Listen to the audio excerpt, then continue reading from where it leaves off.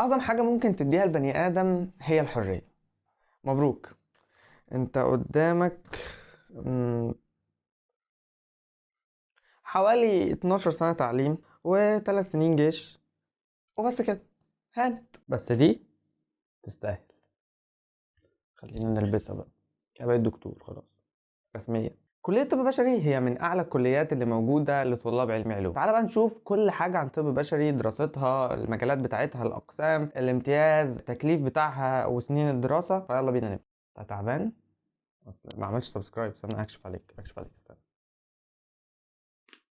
كلية طب بشري كان نظام الدراسة فيها في الأول، النظام القديم بتاعها كان عبارة عن 6 سنين دراسة بتدرس فيهم وسنة امتياز، وسنة الامتياز دي بتبقى عبارة عن سنة تنزل تتدرب فيها وتشتغل وتشوف كل المرضى بقى والأمراض وتخش في كل الأقسام والحاجات دي كلها، بمثابة ان انت بتبدأ تمارس الشغل بتاعك قبل ما تتخرج. والست سنين اللي بتدرس فيهم في الكلية كانوا متقسمين على اساس 3 سنين بتدرس فيهم دراسة اكاديمية و3 سنين اكلينيكي، والاكلينيكي ده بتنزل بقى فيه مستشفيات وعيادات، بس مش بتشتغل، بتنزل تدرس عادي، بتبقى دراسة برضو. والنظام القديم ده خلاص ما بقاش موجود، واللي في النظام ده دلوقتي هم دلوقتي في سنة 6، يعني فاضل لهم سنة الامتياز وبعدين بقى يطلعوا يشوفوا بقية حياتهم وياخدوا حريتهم. اما دلوقتي النظام اللي موجود هو نظام جديد. النظام الجديد ده عبارة عن 5 سنين بتدرس فيهم في الكلية وسنتين امتياز، بدل ما هي تبقى سنة واحدة امتياز، علشان تتعمق اكتر في الشغل بتاعك والعملي، ان انت تنزل وتتعامل مع مرضى يبقى اكتر من سنة واحدة، يبقى سنتين، فبحيث ان انت تكون متمرس اكتر من النظام القديم. فالنظام الجديد هتدرس فيه 2.5 سنين دراسة اكاديمية و2.5 سنين كلينيكي. النظام الجديد اللي معمول حاليا بيدرس فيه او بتدرس فيه المواد على نظام حاجة اسمها المديولات، تاخد مديول.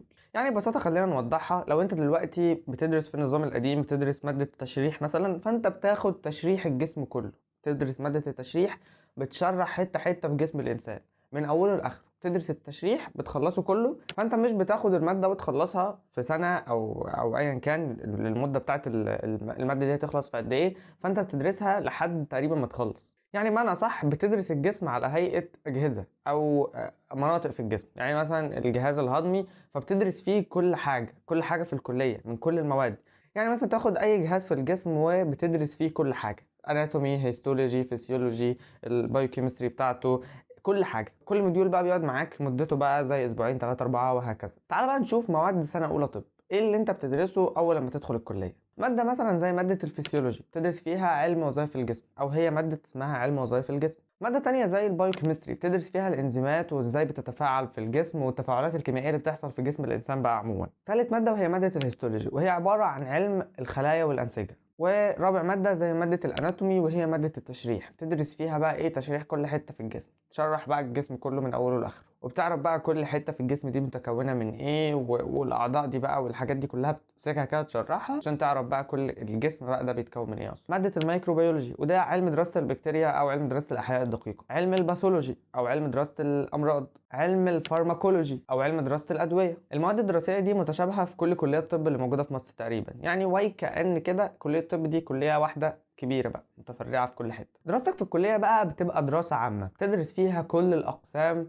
وبتدرس فيها كل حاجة طول ما انت بتدرس في الكلية دي، او طول ما انت في اطار ال5 سنين الاولانيين من الكلية. والتخصص بقى بيكون بتعمله بعد التخرج، بعد كمان التكليف وتشتغل في المستشفيات والوحدات الصحية. طبعا لسه موجود في تكليف للكلية، كلية الطب طبعا لسه موجود لها تكليف، وعشان كده هي اصلا من الكليات العالية. وده طبعا رغم المكانة الاجتماعية والعلمية، بيقولوا دكتور، فدي مكانة اجتماعية ومكانة علمية كبيرة. وغير كده الفلوس برضو، اشتغل واكسب، ساعد الناس بفضل ربنا طبعا، بعد كده اخد الفيزيتا بتاعتي. طيب حلو قوي.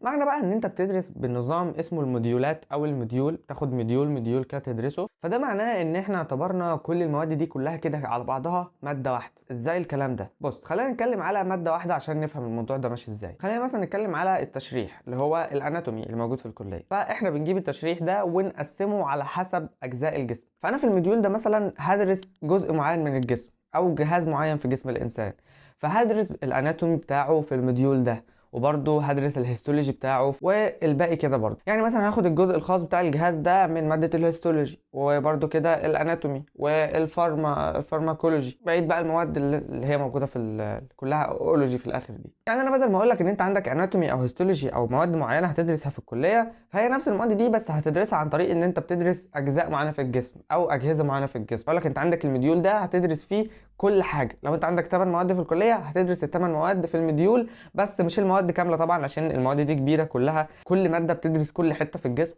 فبالتالي هتاخد الاجزاء المعينه في كل مديول على حسب بقى الكليه مقسماها ازاي. برضو في الامتحان انت بتمتحن الموديول ده، بيبقى عباره عن انت بتمتحن 8 مواد مع بعض. يعني هتلاقي في ورقه الامتحان او الفاينل بتاعك هتلاقي فيها كل حاجه، ال8 مواد دي موجوده بس خاصه بجزء معين زي ما قلنا في الفيديو. هتاخد الموديولات دي كلها في اول 2.5 سنين في الكليه، اللي هم سنتين الدراسه الاكاديميه. بعد كده بقى تخش في 2.5 سنين كلينيكال او العيادات بقى والعملي، وبتبقى دي في المستشفيات. دي بقى بتدرس فيها بقى الاقسام بس برضو على هيئه مديولات، زي مثلا بتدرس مخ واعصاب، بطنه، مسالك بوليه، نساء وتوليد، جراحه، بتدرس فيها طوارئ كده يعني. بما اننا وصلنا بقى لحته الاقسام دي، فطبعا اقسام الكليه معروفه بلا شك. خليني اقول لك بقى ان في اقسام منفرده كده موجوده في جامعات ومش موجوده في باقي الجامعات، هي جامعات معينه كده. فخليني اقول لك بقى ايه هي الاقسام المنفرده دي. بس خلينا نشيل البتاع دي الاول عشان بتضايق. بالمناسبه البتاعه دي بتاعت اخويا، وان شاء الله يعني ممكن اعمل عليها جيف اواي، مش بتاعتي عادي. فلو حد فيكم دخل كليه الطب ومتحمس جدا ان هو يجرب بتاعتي فيكلمني، وانا ان شاء الله مش هبعتها له عشان هي مش بتاعتي زي ما قلت، فمش هقدر اتصرف فيها يعني. بس يعني حبيت اعمل حركات اليوتيوبرز دول. السلام عليكم. اول حاجه من الاقسام المنفرده دي موجوده عندنا في جامعه اسكندريه، في طب اسكندريه. موجود فيها كده مجموعه اقسام مش موجوده في بقيه الكليات او مش موجوده في بقيه الجامعات، يعني زي قسم الطب الطبيعي وقسم علاج الاورام والطب الحرج وطب المجتمع والطوارئ. اما بقى كليه طب عين شمس فيها اقسام زي علم الادويه وجراحه وتجميل وطب وصحه المسنين. وفي طب اسيوط موجود فيها قسم التشريح الادمي وعلم الاجنه. وطب المنصوره فيها قسم الخلايا والانسجه. بعد كده بقى بتخلص ال5 سنين بتوعك على خير ان شاء الله، وبعد كده بتنزل بقى لسنتين الامتياز عشان النظام الجديد فيه سنتين امتياز بدل سنه واحده، علشان تختلط اكتر بالعمل بتاعك وتمارس العمل سنتين قبل ما تاخد التكليف بتاعك بقى وتبقى دكتور كده ايه يعني ايه، مفيش مشرف بقى، مشرف بس هيبقى في مشرف برضه تقريبا يعني. المهم يعني بتنزل تشتغل بقى وبتشوف مرضى وبتتعامل معاهم وبتعالجهم وكل الحاجات دي. بس انت دلوقتي مش متخصص، تنزل تشتغل ايه ساعتها بقى؟ بتبقى دكتور ممارس عام، بيحطوك في اي حته حرفيا. يعني انت دلوقتي في الامتياز بتنزل لسه ما تخصصتش، ما فيش تخصص معين تشتغل فيه، فبتلف بقى على كل الاقسام اللي موجوده في المستشفيات. يعني مثلا تشتغل في الطوارئ شويه، تروح مخ واعصاب شويه، نساء وتوليد، مسالك بوليه، صدريه، بطنه، كل الاقسام دي بتلف عليها لان انت مش متخصص في مجال معين، وكمان تقدر تبقى ملم بكل الحاجات دي لان انت درست كل ده فعلا. فبتقدر تشتغل في اي حاجه. بعد كده لما تاخد التكليف بتاعك بتقدر بعد كده تتخصص وتعمل ماجستير ودكتوراه بعد ما تتخرج. طيب حلو قوي. تعال بقى نشوف انت دلوقتي هتتخرج تشتغل ايه. بديهيا دكتور طبعا، بس انت ممكن تشتغل في الجامعه، تبقى انت كده ايه شاطر محترم بتجيب امتياز بتطلع من الاوائل، فساعتها تقدر تشتغل في الكليه مع الدكاتره اللي كانوا بيدرسوا لك، تبقى زميل يعني. ممكن بقى تعمل حاجه اسمها زمالات، والزمالات دي بتبقى علشان تشتغل. الزماله دي بتعملها بعد التكليف بتاعك، يعني بتاخد 5 سنين دراسه، بعدين سنتين امتياز، بعدين بتاخد تكليف في العادي بيبقى تقريبا 6 شهور حاجه زي كده يعني. بعد كده الزماله دي في الغالب بتبقى 5 سنين، بس على حسب القسم برضو اللي انت تعمل فيه زماله. فانت بتختار اي قسم، وطبعا القسم ده بتختاره على اساس الامتيازات بتاعتك او التقدير بتاعك، لان في اقسام لازم يكون ليها تقديرات عاليه، او لازم تكون فيها جايب امتيازات بقى وحاجات من كده، اللي هي بتبقى الاقسام الكبيره العاليه اللي احنا ما بنوصلهاش دي. عشان تركز في دراستك يا بيه. ولازم تعمل الزمالة دي علشان بعد كده تفتح العيادة بتاعتك، لأن بعد الزمالة بتفتح العيادة مش قبلها. لازم تاخد الزمالة دي عشان تفتح العيادة بتاعتك. بعد كده بقى في مسار تاني خالص أو تالت يعني تقدر تمشي فيه، وهي المعادلة. وهي إنك مش هتشتغل في البلد طبعا، تطلع تسافر بره تشتغل بره عشان الفلوس طبعا أحسن، يعني ما أنت بيغريك الفلوس طبعا. بس يعني بيني وبينك بصراحة عندك حق، يعني تشتغل في أمريكا، ألمانيا، بريطانيا، فلازم تكون جاب درجة حلوة، لازم تكون جاب درجة حلوة ومتميز برضو.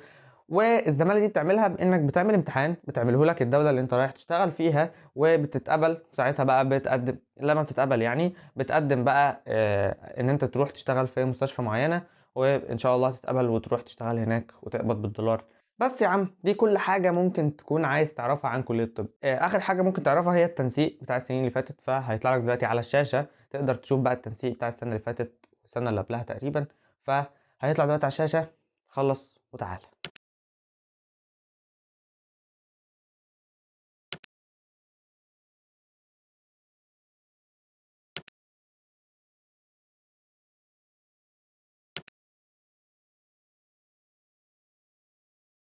عرفت التنسيق؟ حلو أوي. ملحوظة بقى، يعني أحسن حاجة ممكن تعملها في حياتك وأكبر معروف ممكن تقدّمه لنفسك، هو إنك تخش الكلية الأقرب لبيتك، يعني مش لازم بقى تخش طِب عين شمس، طِب القاهرة، المنصورة، الحاجات دي كلّها، خُش الأقرب للبيت بتاعك، لإن أنت كده مش هتفرق معاك بعد كده لمّا تتخرّج، وأنت كده هتبقى مسحول طول الكلية، فربنا معاك طبعًا، فمش ناقصة بقى إن أنت تبقى مغترب بقى وتروح تقعد في سكن وتعمل أكل لنفسك والحاجات دي كلّها. وبس كده، أنا محمد عبده، ودي كانت كل حاجة عن الكلية أو أي حاجة أنت ممكن تكون عايز تعرفها عن الكلية. ما تنساش تعمل سبسكرايب، تعمل لايك، تعمل شير لأي حد بقى ممكن يكون مهم بالنسبة له الكلية دي. وكمان يعني بتساعدني والله بصراحة يعني. فبس لو عايز أي حاجة تانية تلاقيني تحت في الكومنتات، أنا بايت تحت في الكومنتات مستنيك تكتب كومنت، شوف مستنيك تكتب كومنت. بس أنا محمد عبده ودي كانت كل حاجة. سلام.